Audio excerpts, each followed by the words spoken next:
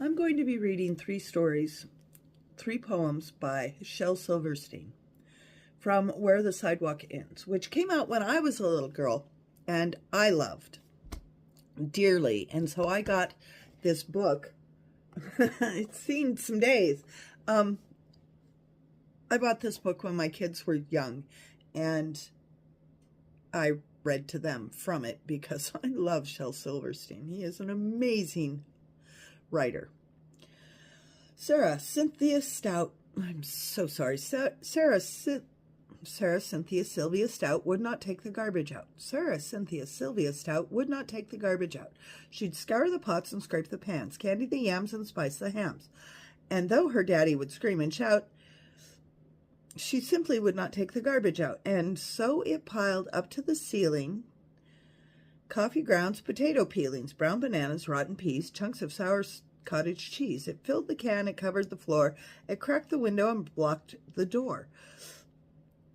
With bacon rinds and chicken bones, drippy ends of ice cream cones, prune pits, peach pits, orange peels, gloppy glumps of cold oatmeal, pizza crusts and withered greens, soggy beans and tangerines, crusts of blackburn buttered toast, gristly bits of beef roasts.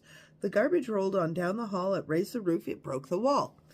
Greasy napkins, cookie crumbs, globs of gooey bubble gum, cellophane from green bologna, rubbery, blubbery macaroni, peanut butter caked and dried, curdled milk and crusts of pie. Moldy melons, dried up mustard, eggshells mixed with lemon custard, cold French fries and rancid meat, yellow lumps of creams of wheat.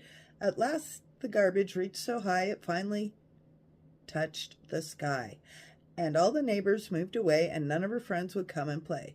And finally,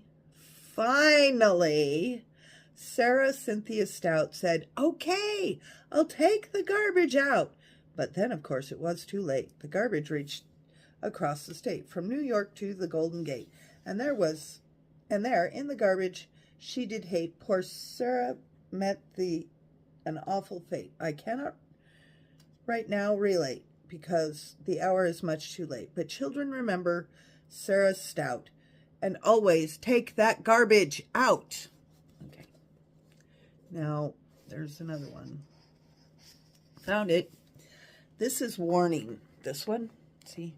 Dude with the nose. Okay. Inside everybody's nose there lives a sharp-toothed snail.